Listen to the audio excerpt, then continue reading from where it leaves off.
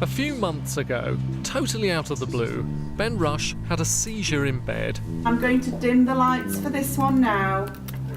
Try your very best to keep your eyes open. They found a large tumour at the front of his brain. It's clearly visible here. Incredibly, it could have been growing for a decade without him knowing, and he's only 29. Together with wife Lucy, they're coming to terms with the news. You know, our journey has kind of crossed paths with cancer before. My dad passed away when I was 15 of cancer that started in the gallbladder, so you know, my mum's not had an easy ride, and to then your son to come and tell you, you know, I've got a brain tumour, it's like, that's an awful conversation to have to go and have, and there's no hiding from that. You know, I obviously got quite upset, as one would expect, but we both have really strong faith in God, and our immediate response was to pray at that time, which we did. And really since then it's... From that point on, it was just like, we just felt really peaceful about it.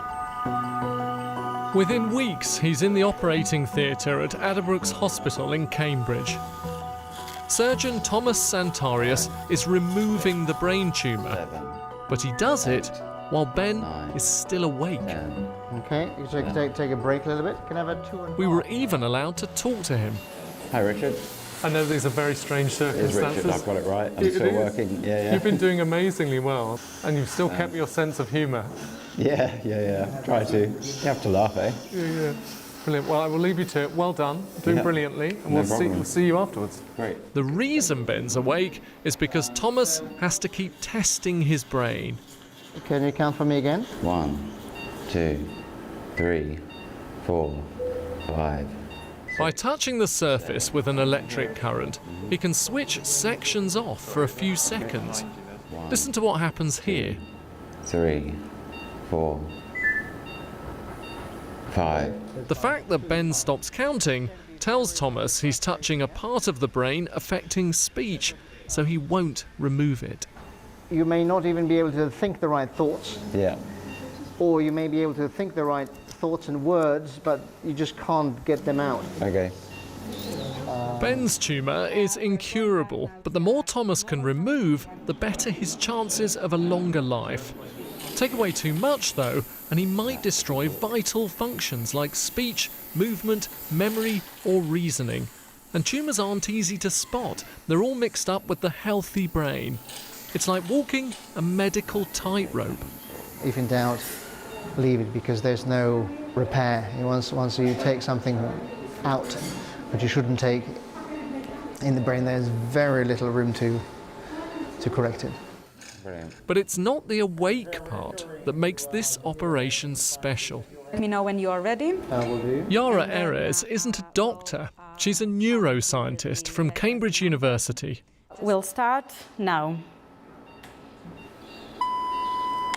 A1, B2, C3, D4, E5.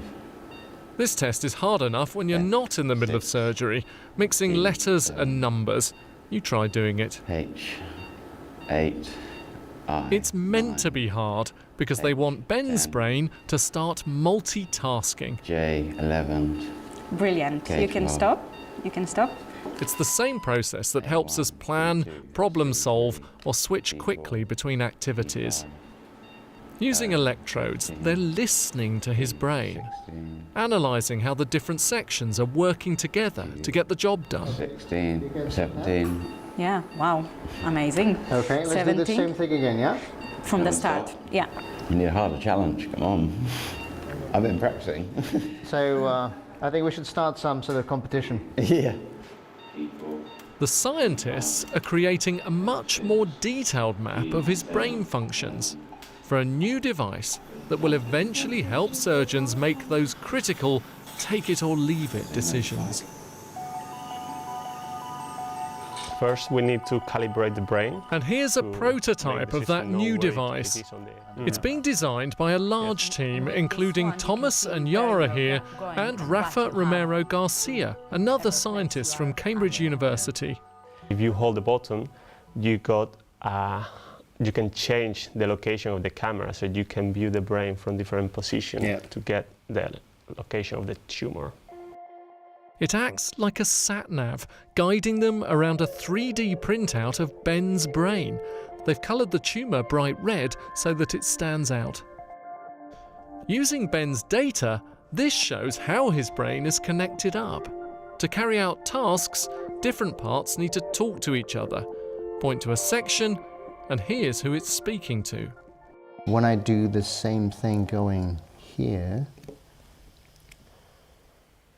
You can see that there are less white matter fibers in the area surrounding the tumor.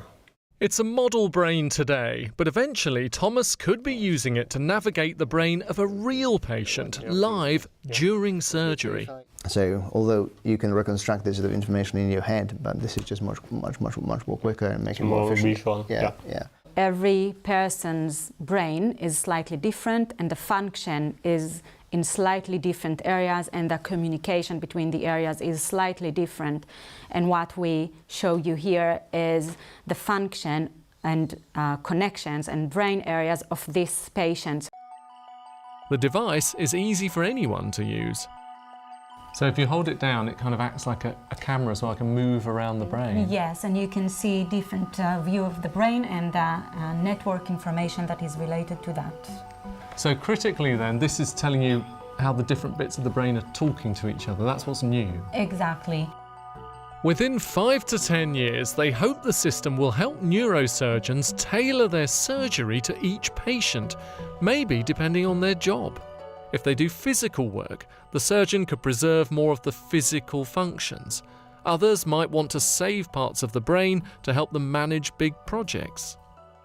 So the future basically is sitting a patient down and saying, what functions would you like to preserve most, and then hopefully offering them that. Yes, so they can have some choice on what risks to take or what they mostly want to preserve following their surgery.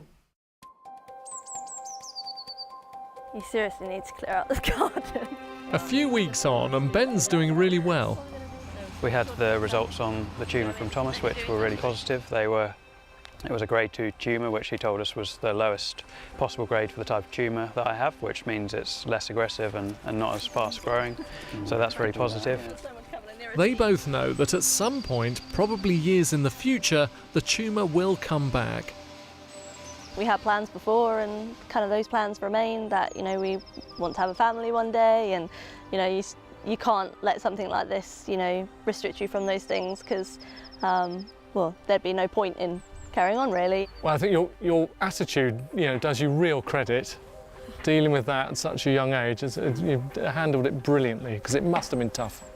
I think you only get one life, so you have to make the most of what you have, don't you? And I think if you sit around and worry about something like this, then you're only taking away from the joy that you could potentially be having. So, yeah, we're just carrying on, and it's good.